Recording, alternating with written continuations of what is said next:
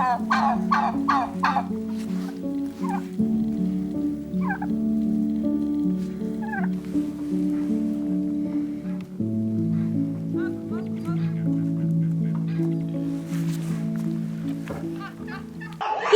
dedem yok.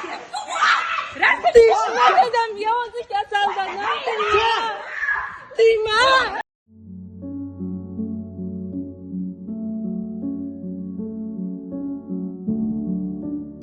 Otaman seni, faqat otaman shuncha kishilarni shu gapni otaman deb meni ta'bid qilib yettasi ushlab qayirib olgan qo'limdan. Shu paytda onam chiqib bu holatni ko'rib turib o'rtamizga tushganda uchastkovoy onamni ham deqib turtib yuborganda u o'zidan ketdi. 11:02 ga chiqdim. Respublika prokuraturasiga chiqdim, viloyat prokuraturasiga chiqdim. Borib urganishadi dedi. 11:02 ga chiqsam borib urganishadi. Hech kim kelib urganmadi.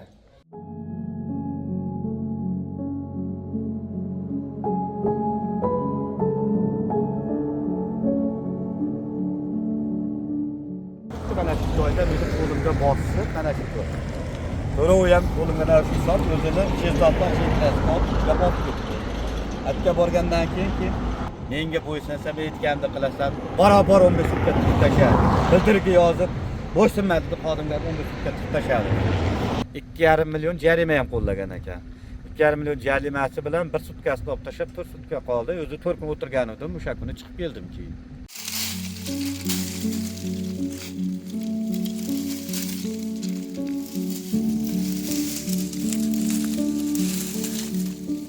Traktor soldi, haydab tashlayman deb. Yo'q, qo'ymadim. Traktorni oldiga tushib oldim. Qani dedim, hayda qani dedim. Haydasang meni ham qo'shib haydaysan, chiqasan dedim. Umuman noqonuniy zaharaga chiqargan. Oilam ham, men ham yerni topshirish bo'yicha umuman hech kimga ariza yozganimiz yo'q. Bitta hozir soxta ariza bilan bitta yerimni zaharaga chiqarishga shu bitta ariza bilan asos qo'yib turibdi. Bitta arizaga 3 xil familiya turibdi. O'zlari pechatni, birovni pechatini bosgan unga. 20 yildan beri ishlab yuribman. U kelin shu yil tushib kelyapti, shu darrov yetib olyapti. Mana ishlagan haqqim, ishlagan anavim ko'rinmaydimi? Sudga berganman, tinglagan yo'q. Prokuratura ham tinglagan yo'q, sud ham, ma'muriy sud ham tinglagan yo'q. Faqat yerda olmoq mana.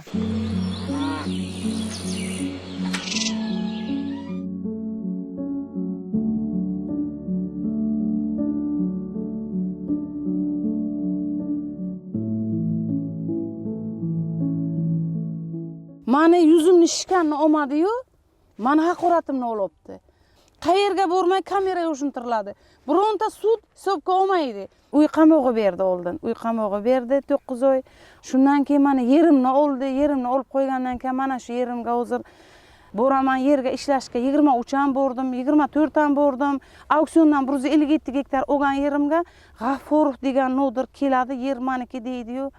Mana shu 3 yildan bo'z menga turli xil tuhmatlar. 1-mart kuni meni uydan kelib olib ketdilar, san dedilar, ana viloyat gen prokuraturaga nima ariza bergan ekaning. Ana sen ishingni ko'rib chiqaykanlar deb meni 4-5 kishi kelib olib ketdi-yu, o'rab o'rganimdan keyin o'tiribman. Qamoqqa to'shiydigan mashin, konvoy mashinlar bilan kelib tushdi, bitta ayol, bitta erkak. Ha, sizga ana qamoq jazosi chiqqan. Yilda g'allidan normalniy hosil olib turibmiz. Shaxsiy daromad berib chiqamiz har yili.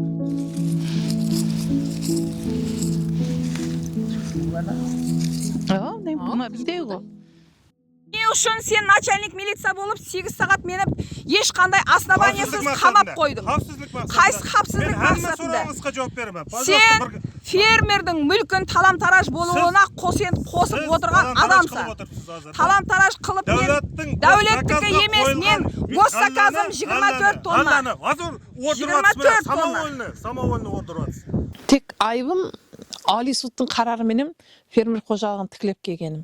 Hakim qaror chiqaruv, sudlashuv, yilga hech kim to'xtatgani yo'q. Hozir keminde 35-40 martaba sudlasdik.